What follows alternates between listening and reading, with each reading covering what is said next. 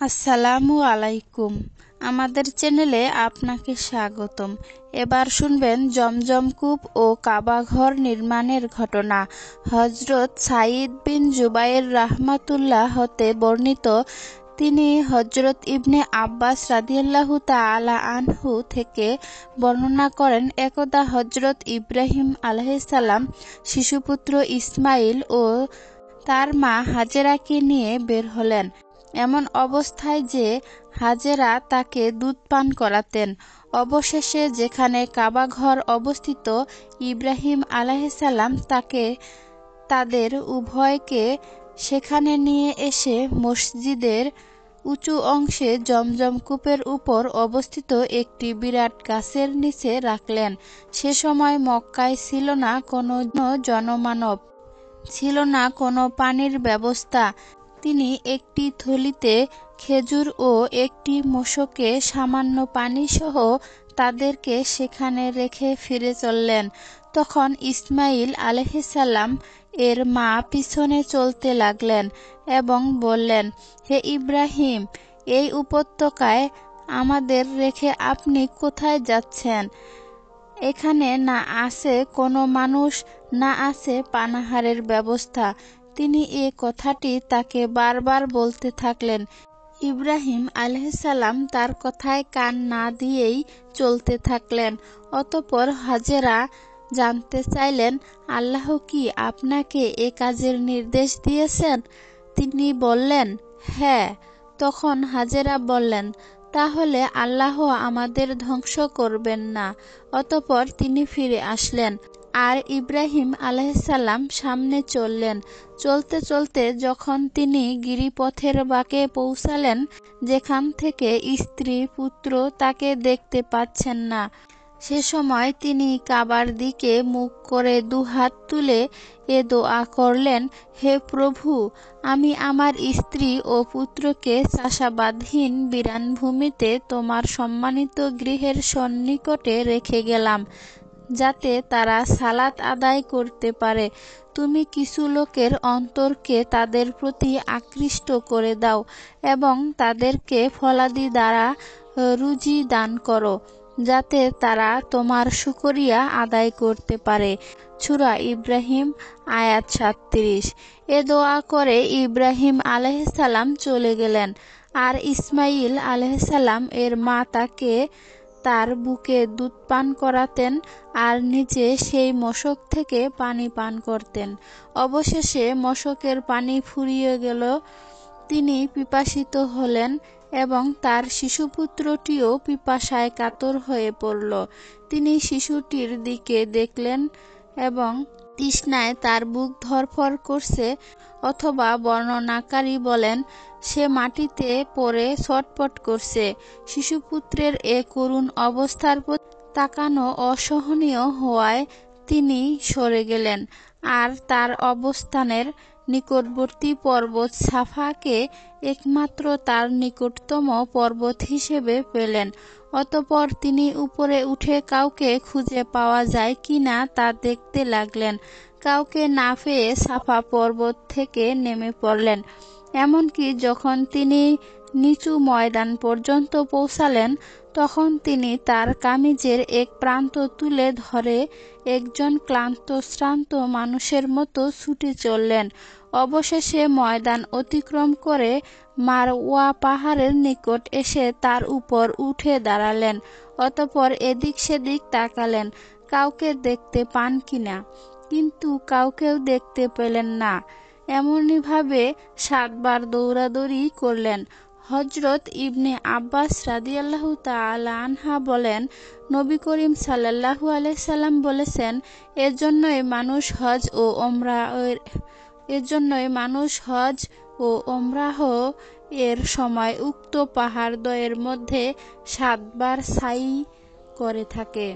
এরপর তিনি যখন মারওয়া পাহাড়ে উঠলেন, তখন একটি শব্দ শুনতে পেলেন এবং তিনি নিজেকেই নিজে বললেন, একটু অপেক্ষা করো। তিনি একাগ্র চিত্তে মনোযোগ দিয়ে শুনে বললেন, তুমি তো তোমার শব্দ শুনিয়াছ, তোমার কাছে কোনো সাহায্যকারী থাকিলে আমাকে সাহায্য করো। অতঃপর তিনি জমজমের নিকট একজন ফেরেশতা দেখতে পেলেন, যিনি নিজের পায়ের গোড়ালি বা ডানা দ্বারা মাটিতে আঘাত করলেন, আর অমনি মাটি ফেটে পানি বের হতে লাগল। তখন হাজেরা আলাইহিসসালাম চারপাশে নিজ হাতে বাঁধ দিয়ে একে হাউজের ন্যায় করে দিলেন এবং কোষ দ্বারা মশকটি ভরে নিলেন, কিন্তু তখনও পানি উপচে উঠতে থাকল। হযরত ইবনে আব্বাস রাদিয়াল্লাহু তাআলা আনহা বলেন, নবী করিম সাল্লাল্লাহু আলাইহি সাল্লাম বলেছেন, ইসমাইলের মাকে আল্লাহর রহম করুন। যদি তিনি বাঁধ না দিয়ে বা কোষে ভরে পানি মশকে জমা না করে জমজমকে ওইভাবে ছেড়ে দিতেন, তবে উহা একটি কূপ না হয়ে প্রবাহমান ঝর্ণায় পরিণত হতো। রাবী বলেন, অতঃপর তিনি পান করলেন এবং তার পুত্রকে দুধ পান করালেন। ফেরেশতা তাকে হাজেরাকে বললেন, আপনি ধ্বংসের ভয় করবেন না, কারণ এখানে রয়েছে আল্লাহর ঘর। এই শিশুটি এবং তার পিতা দুজনে মিলে এখানে ঘর নির্মাণ করবে এবং আল্লাহ তার আপনজনকে ধ্বংস করবে না। ওই সময় আল্লাহর ঘরে স্থানটি জমিন থেকে টিলার মতো উঁচু ছিল। বন্যা আসার ফলে তার ডানে বামে ভেঙে যাচ্ছিল। এরপর হাজেরা এভাবেই এখানে দিন যাপন করতে থাকেন। অতঃপর এক সময় জুরহুম গোত্রের একদল লোক তাদের নিকট দিয়ে অতিক্রম করছিল, অথবা রাবী বলেন, জুরহুম পরিবারের কিছু লোক কাদা নামক উঁচু ভূমির পথ ধরে এদিকে আসছিল। তারা মক্কার নিচু ভূমিতে অবতরণ করল এবং এক ঝাঁক পাখিকে চক্রাকারে উড়তে দেখতে পেল। তখন তারা বলল, নিশ্চয়ই এ পাখিগুলো পানির উপর উড়ছে। আমরা এ ময়দানের পথ হয়ে বহুবার অতিক্রম করেছি, কিন্তু এখানে কোনো পানি ছিল না। তখন তারা একজন কি দুজন লোক সেখানে পাঠালো। তারা সেখানে গিয়েই পানি দেখতে পেল। তারা সেখান থেকে ফিরে এসে সকলকে পানির সংবাদ দিল। সংবাদ শুনে সবাই সেদিকে অগ্রসর হলো। রাবী বলেন, ইসমাইল আলাইহিসসালাম এর মা পানির নিকট ছিলেন।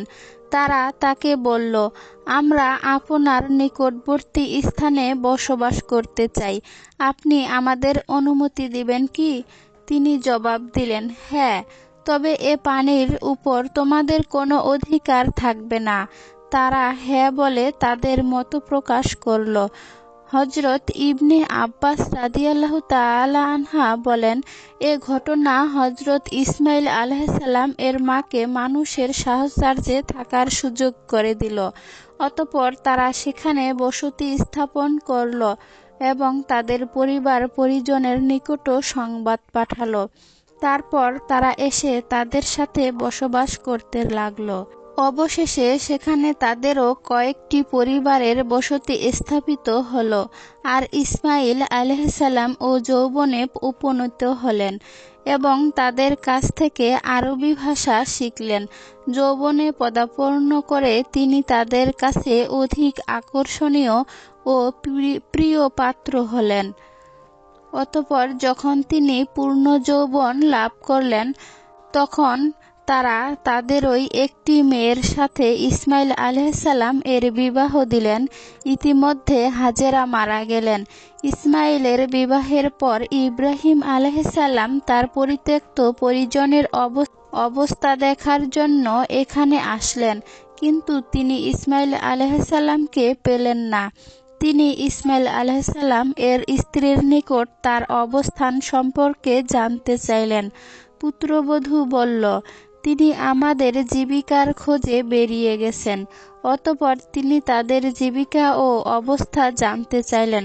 তখন ইসমাইলের স্ত্রী দুর্দশার অভিযোগ করে বলল, আমরা অতি দুরবস্থায়, অতি টানাটানি ও খুব কষ্টে আছি।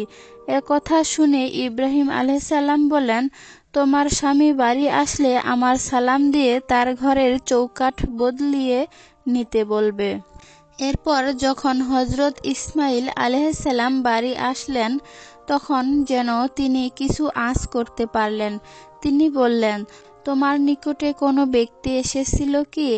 স্ত্রী বলল, হ্যাঁ, আমাদের নিকট এরূপ একজন বৃদ্ধ এসেছিলেন এবং আমাকে আপনার সম্পর্কে জিজ্ঞেস করছিলেন। আমি তাকে আপনার খবর দেই। তিনি আমাদের জীবন জীবিকা কিভাবে চলছে তা জিজ্ঞেস করেন। তখন আমি তাকে বলি, আমরা খুব কষ্টে ও অভাবে আছি। ইসমাইল আলাইহিসসালাম বললেন, তিনি কি তোমাকে কোনো বিষয়ে ওসিয়ত করেছেন? তিনি বললেন, হ্যাঁ, তিনি তার সালাম আপনাকে দেয়ার নির্দেশ প্রদান করেছেন এবং বলেছেন, তোমার দরজার চৌকাঠ পরিবর্তন করে নিও। ইসমাইল আলাইহিসসালাম বলেন, উনি আমার পিতা। তিনি আমাকে তোমাকে পৃথক করে দেওয়ার নির্দেশ দিয়েছেন। তুমি তোমার আপনজনদের কাছে চলে যাও। অতঃপর তিনি তাকে তালাক দিয়ে অপর একটি মেয়েকে বিবাহ করলেন। অতঃপর ইব্রাহিম আলাইহিসসালাম এদের থেকে আল্লাহ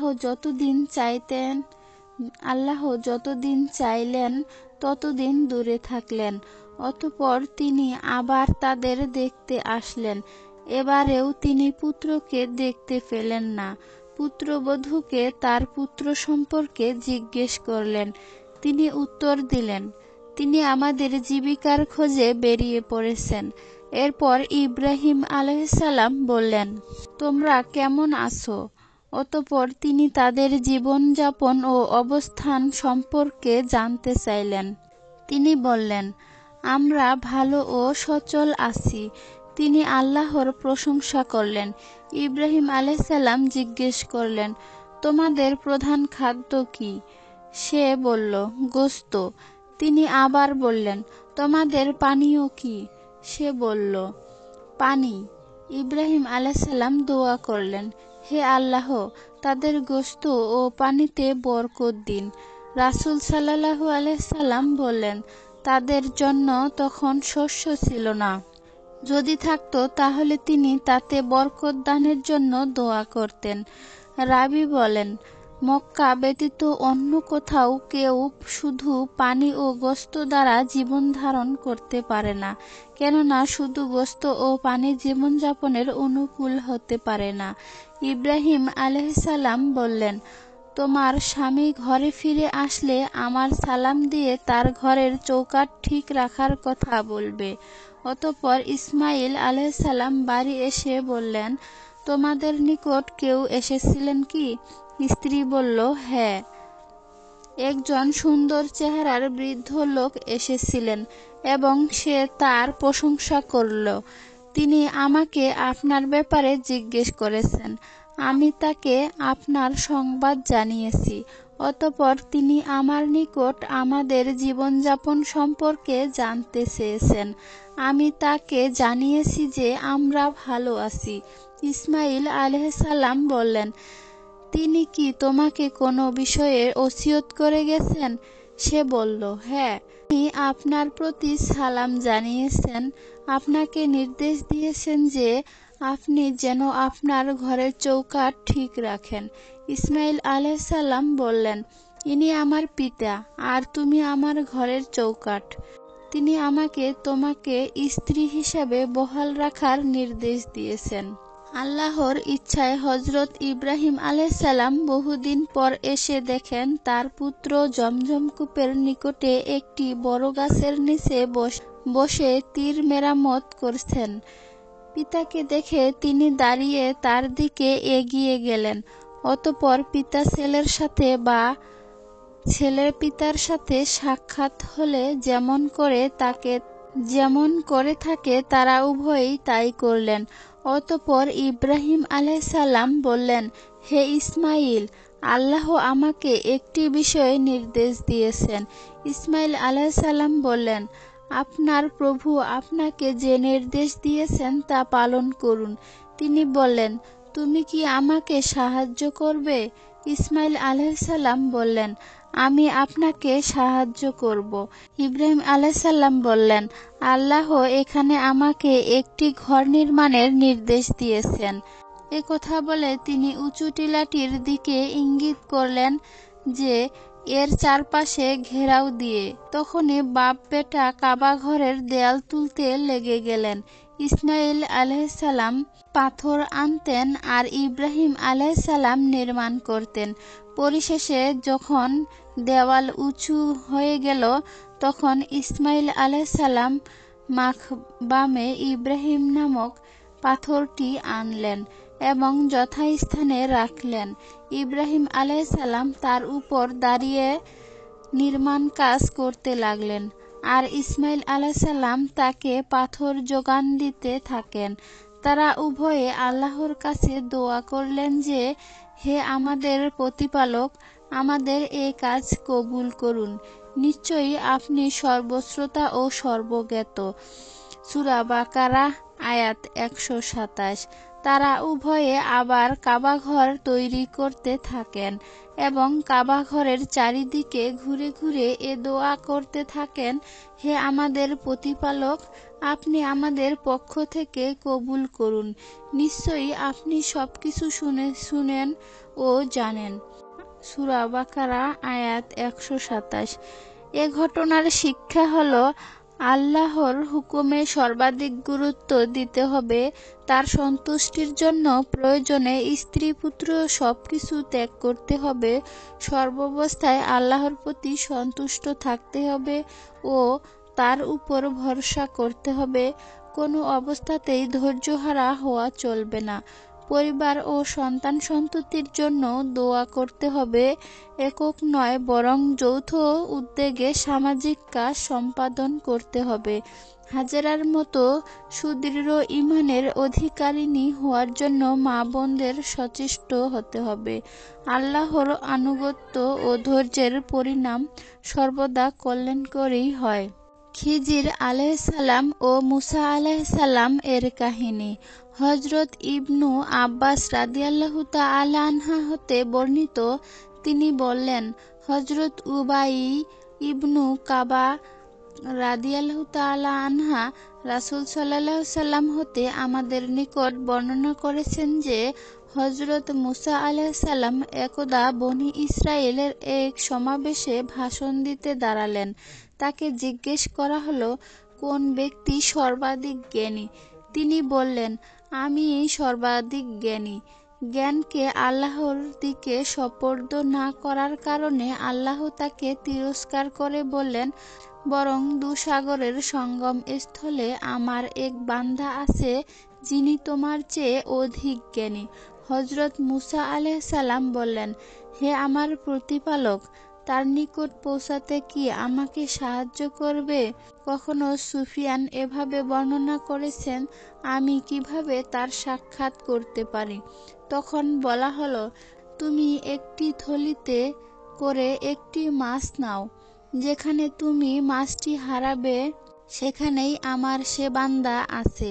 অতঃপর হযরত মুসা আলাইহিস সালাম একটি মাছ ধরলেন এবং থলিতে রাখলেন। অতঃপর মাছ নিয়ে তার সঙ্গী ইউশা বিন নুনকে সাথে নিয়ে চললেন। শেষ পর্যন্ত তারা একটি পাথরের কাছে পৌঁছলেন এবং তার উপর মাথা রেখে বিশ্রাম নিলেন। মুসা আলাইহিস সালাম ঘুমিয়ে পড়লেন। এ সময় মাছটি থলি থেকে বের হয়ে লাফিয়ে সমুদ্রে চলে গেল। অতঃপর সে সমুদ্রে সুড়ঙ্গের মতো পথ করে নিল, আর আল্লাহ মাছটির চলার পথে পানির প্রবাহ থামিয়ে দিলেন। ফলে তার গমনপথটি সুড়ঙ্গের মতো হয়ে গেল। অতঃপর তারা উভয়ে অবশিষ্ট রাত এবং পুরো দিন পথ চললেন। পরদিন সকালে হযরত মুসা আলাইহিস সালাম তার সাথীকে বললেন, আমরা তো সফরে ক্লান্ত হয়ে পড়েছি, আমাদের খাবার নিয়ে এসো। হযরত মুসা আলাইহিস সালামকে আল্লাহ যে স্থানে যাবার কথা বলেছিলেন সেই স্থান অতিক্রম করার পূর্ব পর্যন্ত তিনি কোনরূপ ক্লান্তি বোধ করেননি।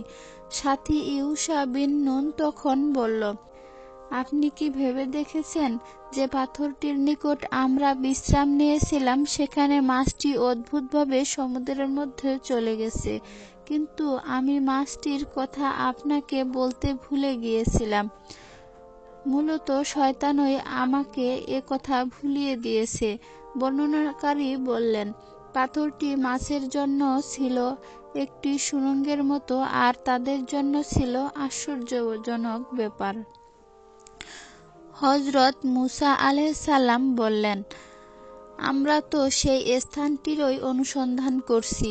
অতঃপর তারা তাদের পদচিহ্ন ধরে ফিরে চললেন এবং ওই পাথরের নিকট পৌঁছে দেখলেন এক ব্যক্তি কাপড় মুড়ি দিয়ে বসে আছেন। মুসা আলাইহিস সালাম তাকে সালাম দিলেন। তিনি সালামের জবাব দিয়ে বললেন, এখানে সালাম কি করে এলো? তিনি বললেন, আমি মুসা। খিজির জিজ্ঞেস করলেন, আপনি কি বনি ইসরাইল বংশীয় মুসা? মুসা আলাইহিস সালাম বললেন, হ্যাঁ, আমি এসেছি এজন্য যে সত্যপথের যে জ্ঞান আপনাকে দান করা হয়েছে তা হতে আপনি আমাকে শিক্ষা দিবেন। খিজির বললেন, হে মুসা, আমার আল্লাহর প্রদত্ত কিছু জ্ঞান আছে যা আপনি জানেন না, আর আপনিও আল্লাহর প্রদত্ত এমন কিছু জ্ঞানের অধিকারী যা আমি জানি না।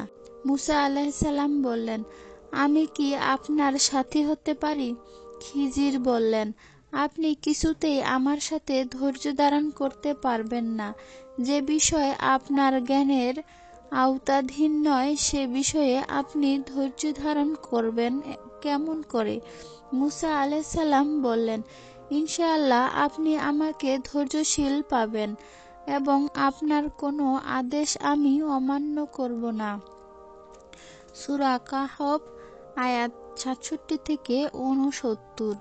অতঃপর তারা দুজনে সাগরের কিনারায় ধরে হেঁটে চললেন।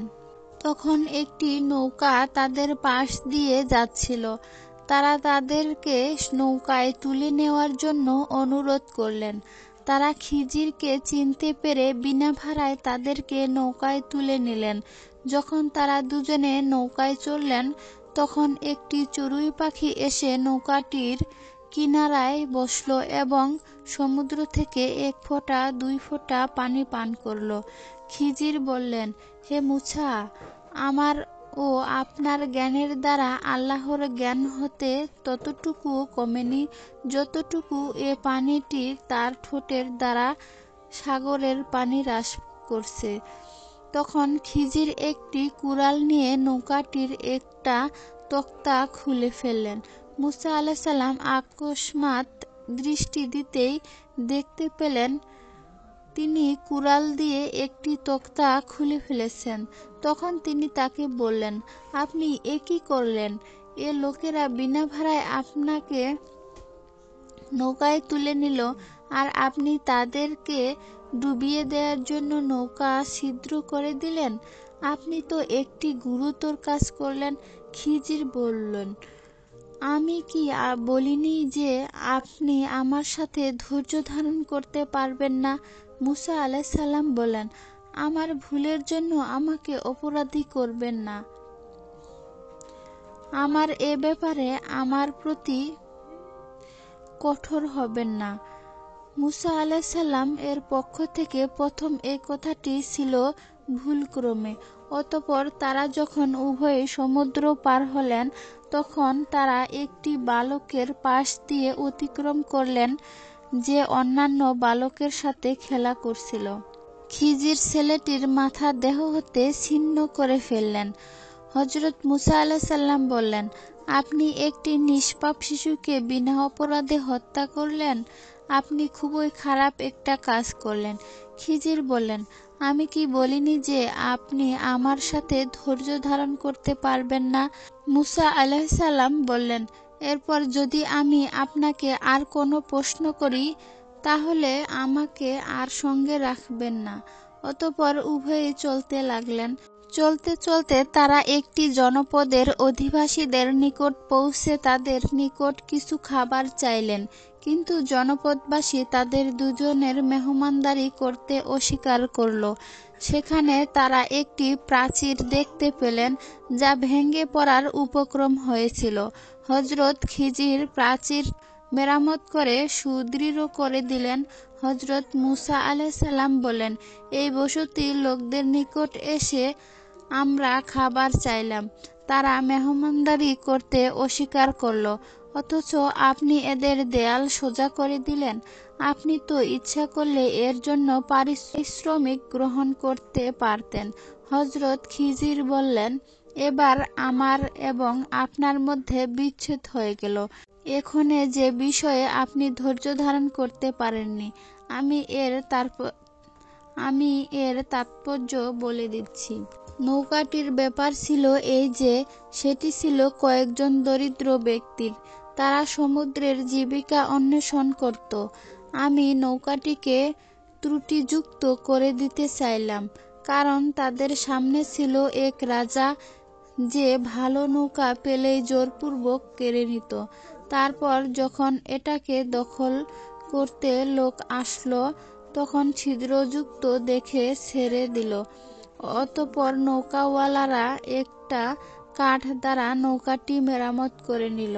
আর বালকটি সূচনালগ্নেই ছিল কাফের, আর সে ছিল তার ঈমানদার বাবা মার বড়ই আদরের সন্তান। আমি আশঙ্কা করলাম যে সে বড় হয়ে অবাধ্যতা ও কুফরি দ্বারা তাদেরকে কষ্ট দিবে। অতঃপর আমি ইচ্ছা করলাম যে তাদের পালনকর্তা তার চেয়ে পবিত্রতায় ও ভালোবাসায় ঘনিষ্ঠ একটি শ্রেষ্ঠ সন্তান দান করুক। আর প্রাচীরের ব্যাপার ছিল এই যে, সেটি ছিল নগরের দুজন ইয়াতীম বালকের। এর নিচে ছিল তাদের গুপ্তধন। তাদের পিতা ছিলেন সৎকর্মপরায়ণ। সুতরাং আপনার পালনকর্তা দয়াপরবশ হয়ে ইচ্ছা পোষণ করলেন যে তারা যৌবনে পদার্পণ করে নিজেদের গুপ্তধন উদ্ধার করুক। আমি নিজ ইচ্ছায় এসব করিনি। আপনি যে বিষয়গুলোতে ধৈর্য ধারণ করতে পারেননি, এই হলো তার ব্যাখ্যা। সূরা কাহাফ আয়াত ৭৯-৮২। এ ঘটনার শিক্ষা হলো: ১. সকল জ্ঞানের আধার আল্লাহ রাব্বুল আলামিন, তিনি যাকে যতটুকু ইচ্ছা প্রদান করেন। ২. জ্ঞান অর্জনের জন্য সফর অত্যন্ত গুরুত্বপূর্ণ। ৩. শয়তান সর্বদা মানুষের পিছে পড়ে থাকে, সে তাকে প্রতিনিয়ত আল্লাহর বিমুখ করার চেষ্টা করে। ৪. জ্ঞান অর্জনের জন্য ধৈর্য ধারণ অবলম্বন করা জরুরি। ৫.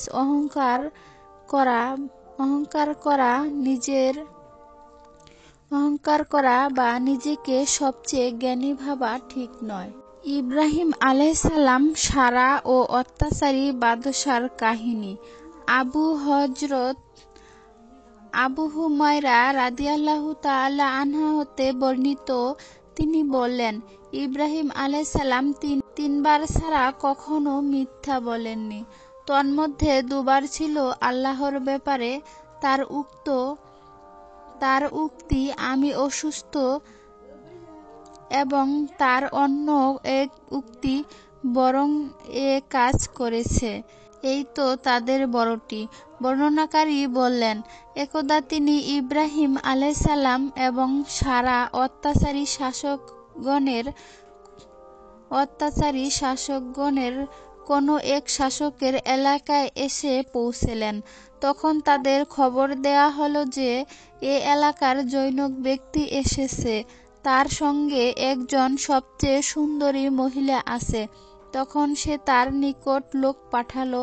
সে তাকে নারীটি সম্পর্কে জিজ্ঞাসা করলেন, এ নারীটি কে? তিনি উত্তর দিলেন, মহিলাটি আমার বোন। অতঃপর তিনি সারার নিকট আসলেন এবং বললেন, হে সারা, তুমি আর আমি ব্যতীত পৃথিবীতে আর কোনো মুমিন নেই। এ লোকটি আমাকে তোমার সম্পর্কে জিজ্ঞেস করছিল। তখন আমি বাদশার সারাকে আনার জন্য লোক পাঠালাম। তিনি তার নিকট পরামর্শ করলেন এবং রাজা তার দিকে হাত বাড়ালেন। সারা অজু করে সালাত আদায়ের জন্য দাঁড়িয়ে গেলেন এবং এ দোয়া করলেন, হে আল্লাহ, আমি তোমার উপর এবং তোমার রাসূলের উপর ঈমান এনেছি এবং আমার স্বামী ব্যতীত অন্যদের থেকে আমার লজ্জাস্থানকে সংরক্ষণ করেছি। তুমি এই কাফেরকে আমার উপর ক্ষমতা দিও না। তখন রাজা বেহুশ হয়ে পড়ে মাটিতে পা দ্বারা আঘাত করতে লাগল। অতঃপর সারা বললেন, হে আল্লাহ, এ যদি মৃত্যুবরণ করে তবে লোকেরা বলবে মহিলাটি একে হত্যা করেছে। তখন সে জ্ঞান ফিরে পেল। ঘটনা আরো 2 বা 3 ঘটার পর রাজা তার এক দারোয়ানকে ডেকে বলল, তুমি তো আমার নিকট কোনো মানুষ আনোনি, বরং এনেছো এক শয়তান। অতঃপর রাজা সারার খিদমতের জন্য হাজেরাকে দান করল। অতঃপর তিনি সারা তার নিকট আসলেন। তিনি দাঁড়িয়ে সালাত আদায় করলেন। তখন তিনি হাত দ্বারা ইশারা করে সারাকে বললেন, কি ঘটেছে? তখন সারা বলেন, আল্লাহর কাফির বা ফাসিকের চক্রান্তই তারই বুকে ফিরিয়ে দিয়েছেন, আর হাজেরাকে খিদমতের জন্য দান করেছেন। আবু হুরায়রা রাদিয়াল্লাহু তাআলা আনহু বললেন, আকাশের পানি জমজম ছেলেরা হাজেরাই তোমাদের আদি মাতা।